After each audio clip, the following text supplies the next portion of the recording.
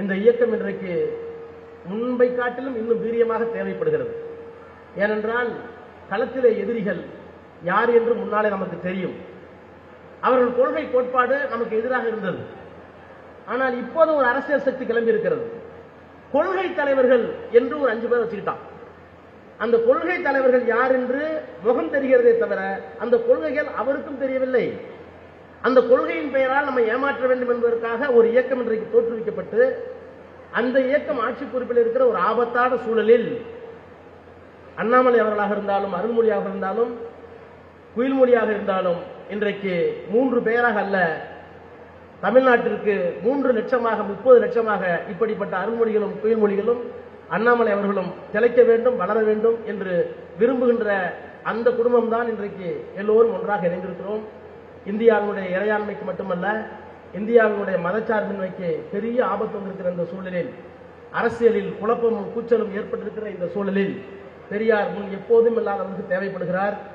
95 வயதில் பெரியார் சொன்னார், திராவிட முன்னேற்ற கழகம் ஆட்சி பொறுப்புக்கு வந்து விட்டது ஐயா, நீங்கள் ஓய்வெடுத்துக் கொள்ளுங்கள் என்று அவருடைய 93வது வயதில் திருச்சி பெரியார் தெருவில் நடந்த ஒரு விழாவிலே, பிறந்தநாள் விழாவிலே சொன்னபோது பெரியார் சொன்னார், இங்கே என்னை ஓய்வெடுத்துக் கொள்ள சொல்லி ஒரு தோழர் சொன்னார், நான் காலையிலே 2 இட்லி சாப்பிடுகிறேன், 11 மணிக்கு ஒரு தேநீர் அருந்துகிறேன், மதியம் ஒரு கைப்படி அளவு புலால் சோறு சாப்பிடுகிறேன், இரவு 2 சப்பாத்தி சாப்பிடுகிறேன்.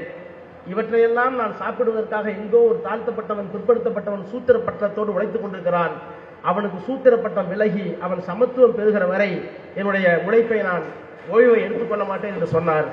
அதே வழியில் இன்றைக்கு என்னுடைய ஆசிரியர் அவர்கள் அதே வயதில் இந்த சமுதாயத்திற்காக உழைத்துக் கொண்டிருக்கிறார். அவருக்கு பக்கபலமாக இந்த குடும்பம் திகழ்கிறது. இந்த குடும்பத்திலே இன்றைக்கு இணையேற்பு விழாவை தொடங்கி இருக்கின்ற இந்த மணமக்கள் பல்லாண்டு வாழ்க வாழ்க என்று சொல்லி பெரியார் வழியில், அண்ணா வழியில், தலைவர் கலைஞர் வழியில் இன்றைக்கு ஆட்சி பொறுப்பிலே இருந்தாலும் இல்லாவிட்டாலும் தமிழக மக்களை, தமிழ்நாட்டு மக்களை, தமிழ்நாட்டு அரசியலை இயக்கிக் கொண்டிருக்கின்ற மாண்புமிகு முத்துவேல் கருணாநிதி ஸ்டாலின் என்கின்ற அந்த மாமனிதருக்கு பின்னால் அரசியல் ரீதியாக துணை இருப்போம், கொள்கை ரீதியாக தமிழர் தலைவருக்கு பின்னாலே அணிவகுத்து போராடுவோம். உண்ணாமலை உமையாளுடன் உடனாகிய ஒருவன் மன்னார்ந்தன அறிவித்திறன் மழலை முளை வதிரும் அண்ணாமலை தொழுவார் பிடி வலுவா வண்ணம் அருமே என்று அவருக்கு அண்ணாமலை என்று பெயர் வைத்த காலம் அந்த காலம்.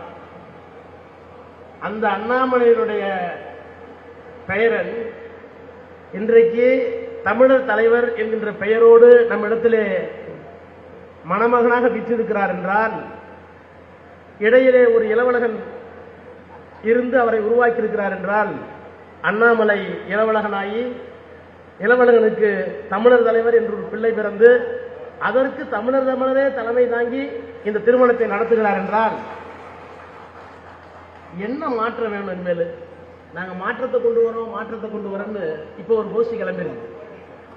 உண்மையான மாற்றம் எந்த மாற்றம் என்பதை இந்த மேடையும் இந்த மணமகனும் தலைமை தாங்கியிருக்கிற தமிழர் தலைவரும் நிகழ்த்தி கொண்டிருக்கிறார்கள் என்பதற்கு இந்த அரங்கம் சாட்சி.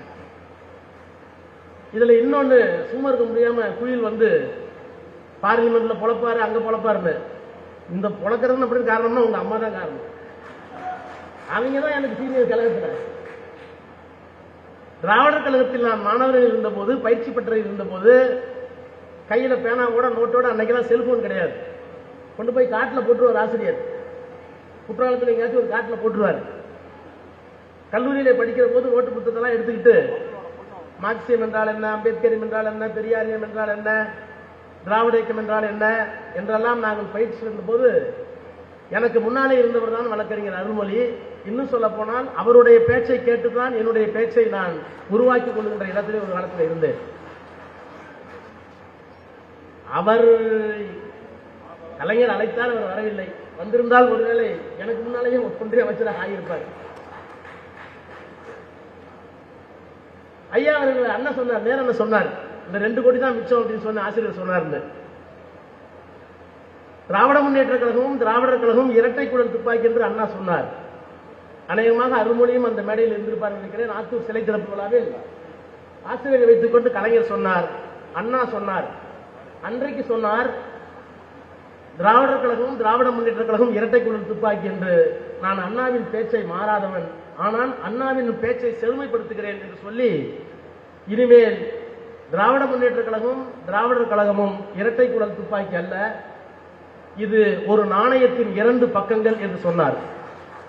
ஏனென்றால் ஒரு குழல் ஒருவேளை வெடித்து குண்டு பாய்ந்து இன்னொரு குழலிலே ரவை வராமல் போய்விட்டால் கூட ஆச்சரியப்படுவதற்கு இல்லை. ஆனால் ஒரு நாணயத்தினுடைய 2 பக்கமும் இருந்தால்தான் அந்த நாணயம் செல்லும்.